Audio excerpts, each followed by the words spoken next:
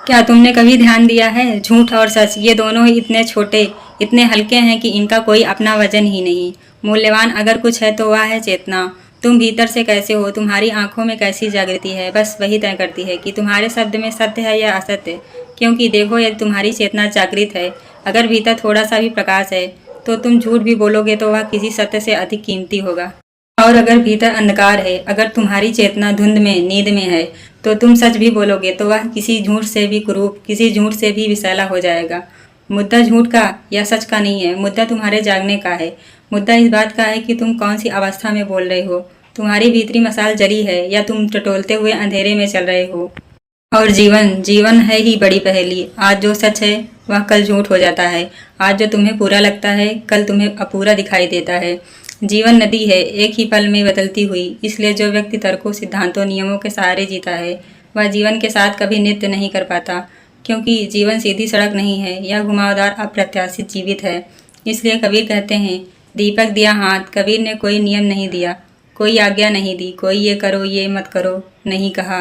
कबीर कहते हैं, मैं तुम्हें कोई व्यवहार नहीं दूंगा, मैं तुम्हें कोई प्रकाश नहीं दूंगा। क्योंकि जब हाथ में दीपक आ जाता है तो अंधेरे से निकलने का रास्ता खुद ब खुद मिल जाता है। गुरु क्या करता है, गुरु सामने खड़ा होता है, क्योंकि दिया सामने से ही दिया जा सकता है। आंख से आंख मिलती है, प्राण से प्राण छूता है। जली हुई लौ, बुझी हुई लौ को अपने पास बुलाती है। और फिर एक क्षण आता है जहाँ छलांग लगती हुई प्रकाश की ओर और बुझा हुआ दीपक जल उठता है। गुरु जगाता है। गुरु यह नहीं कहता कि मंदिर जाओ, मस्जिद जाओ, व्रत करो, जप करो, सिर्फ कहता है जागो। गुरु बस आंखों पर थोड़ी पानी के छींटे मार देता है। गुरु बस कहता है, बहुत सो लिए, जन्मों जन्मों सो लिए, अब उठो, सूरज निकल आया है, खोलो आंखें।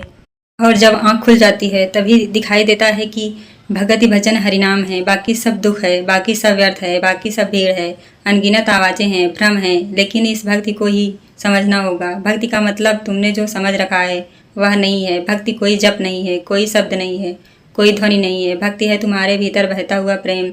वह प्रेम जो काम से अलग है, वह प्रेम जो सौदे से अलग है, वह प्रेम जो किसी प्रत्याशा से नहीं है। क्योंकि प्रेम की 3 परतें हैं। पहली काम, जहाँ तुम सिर्फ लेना चाहते हो, जहाँ तुम्हारी चाह है, मांग है, जहाँ तुम भीख मांग रहे हो और दे कुछ भी नहीं सकते। 2 ऐसे व्यक्ति का मिलना, 2 भिखारियों का मिलना है। वह मिलन नहीं, वह टकराव है। एक दूसरे को धोखा देते हुए दोनों जीवन भर दुखी रह जाते हैं। दूसरी परत प्रेम, जहाँ जितना लेते हो उतना देते हो। एक संतुलन है, एक साफ सौदा है। इसमें शांति है, स्थिरता है, मित्रता है।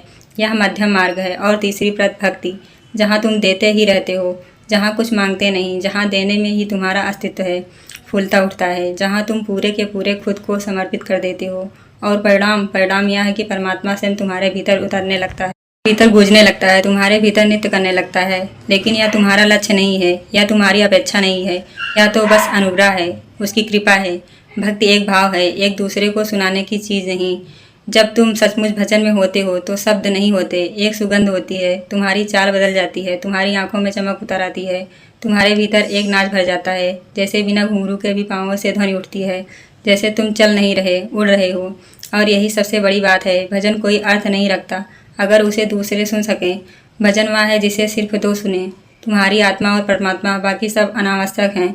जब भीतर जागृति होती है तो शब्द नहीं, अवस्था बोलती है। और जब अवस्था बोलती है तो तुम्हारी सांसें भी प्रार्थना बन जाती हैं, तुम्हारी चाल भी संगीत बन जाती है, तुम्हारी आंखें भी दिया बन जाती है। और तुम जहाँ जहाँ चलते हो वहाँ वहाँ रोशनी फैलती जाती है। यही चेतना है, यही जागृति है, यही वह दीपक है जिसके लिए कबीर कहते हैं, दीपक दिया हाथ।